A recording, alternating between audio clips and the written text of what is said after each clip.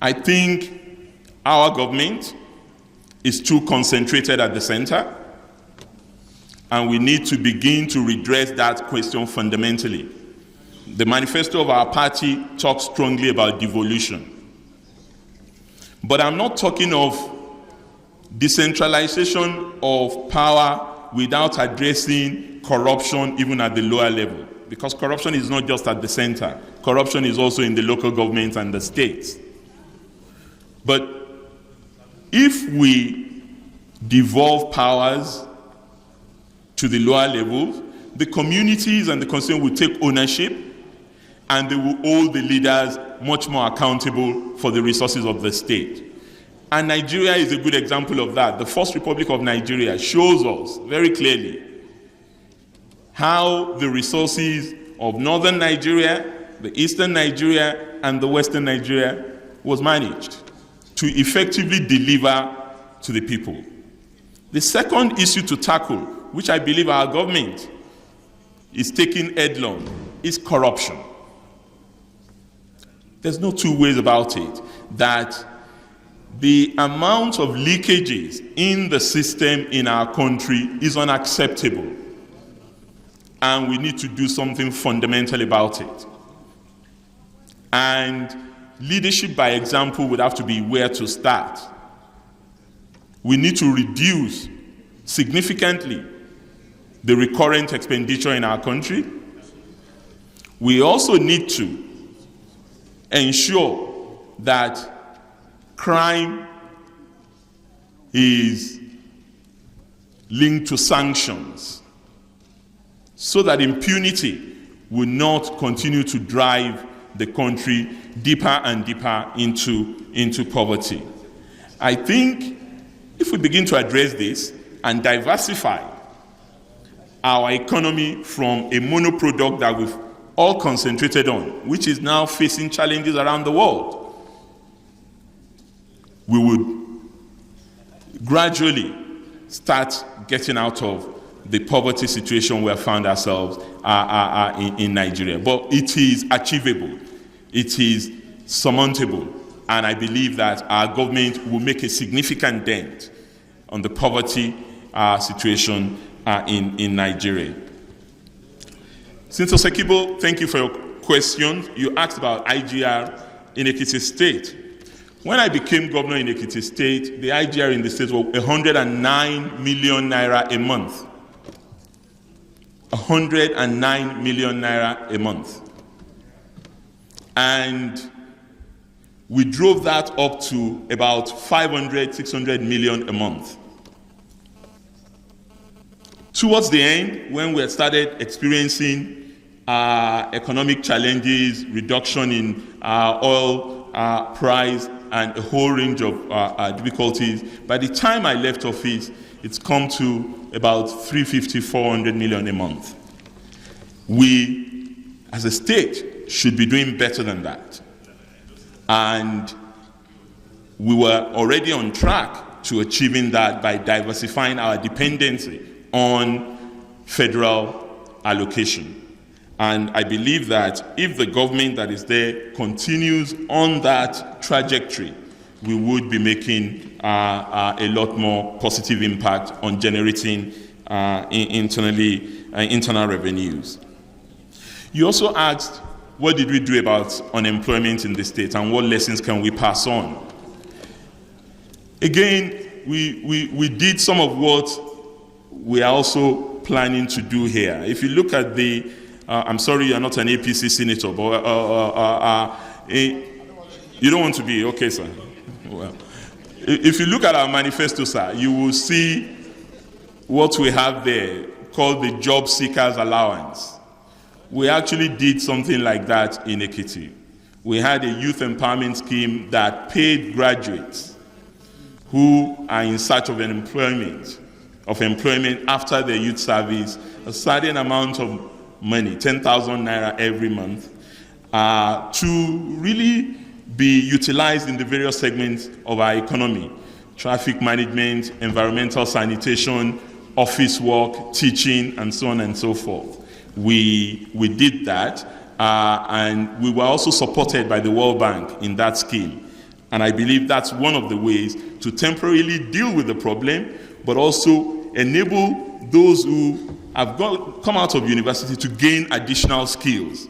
Because majority of our graduates, I'm sorry to say, don't have workplace skills. They have education, but they don't necessarily have workplace skills, which they need in order to make improvements. But we did additional things. We also had what we call Youth in Commercial Agriculture Program, in which we supported graduates in the states who are interested in agriculture to clear their land, to give them the land actually free, 10 hectares averagely per graduate who benefited from the scheme, and to also link them to marketers, particularly in cassava, in cocoa, and in our major staples in Ekiti State.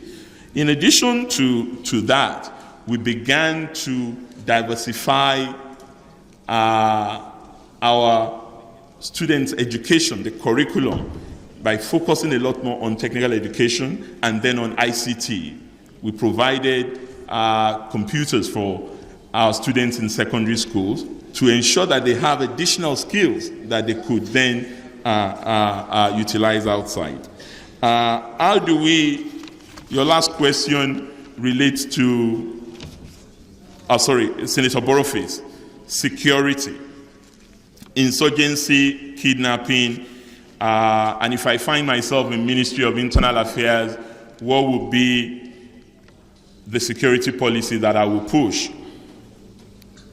Again, I come from a human security school of thought, which defines security in a much more holistic manner and does not see solution simply in a military or law and order form. And that is why when you talk about Boko Haram, as you've mentioned, it's an insurgency that has ravaged our country, led to a significant loss of lives, and we are beginning to handle the external dimension of it. But development is freedom. If we're tough on terror, we also have to be tough on the causes of terror. What propels an innocent 14-year-old to become a suicide bomber? Those are questions we need to ask ourselves. And you will discover that majority of these people form part of the 10.5 million out-of-school children that we have in Nigeria. So we have a social response to that we must put in place, in addition to a law and order response. The second problem that I see, which our internal security needs to address, is our criminal justice system. People don't get punished for crimes. You can count on the number of your fingers the number of people who have been convicted for insurgency-related crimes in Nigeria in the last 10 years of this intense activity. And we need to let people know that there's a deterrence and that if you commit a crime, you will be punished. But it's not just in insurgency that we have this problem.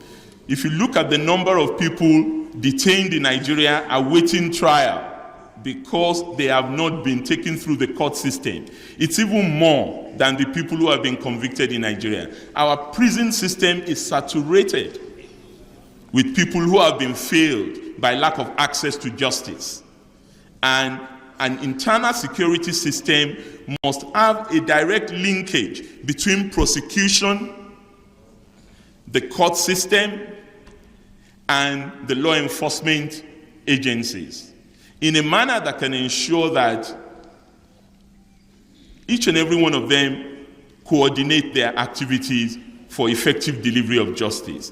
And we need to do that. I would suggest, if I were in internal affairs, or interior as you call it, I would suggest that police should also be part of that ministry. I would suggest that immigration should be in that ministry. I would suggest that civil defense should be in that ministry.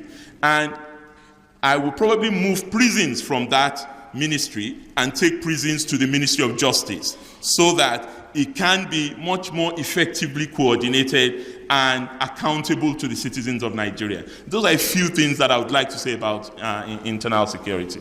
Thank you. Mr. President, distinguished colleagues, having had from the nominee,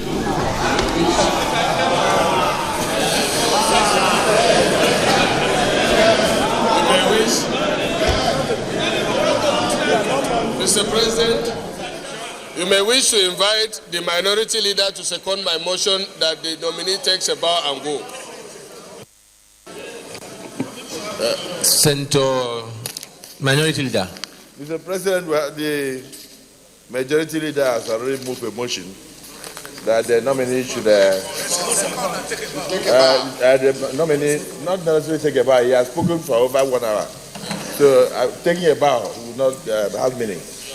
Well, he has moved the motion, and I have no option than to second that motion. However, let me utilize the privilege of being a senator in the red chambers while seconding this motion to point out just an observation, no longer a question, that the nominee in front of us, not only is he eloquent, not only is he a good teacher, not only is he a former governor, but he also has a PhD in war college or in war studies, and he's been fantastic in moving governments. He set up Radio Kudirat. He sent out the military. He was able to plot the removal of the PDP government in Ekiti State under Governor Oni. And he was also able to strategize. Are you seconding the motion? The motion. And he was, leader? So he was Minority, also able to strategize. Minority Leader. To remove the PDP government that was doing so well, in his opinion, from 1999. However, I hope that now that the nominee is able to enunciate, elucidate, explain most of the politics that he intends to do, that this government is safe with the kind of qualifications you have. I hereby, on that note, I hereby second the motion that you have done here. Thank you, Minority Leader. For record purposes, you second the motion. I put it the wish of our colleagues, Kayode Fayemi, do take a bow. Is that the wish of our colleagues? Yes. Kayode Fayemi, they're going to take a bow.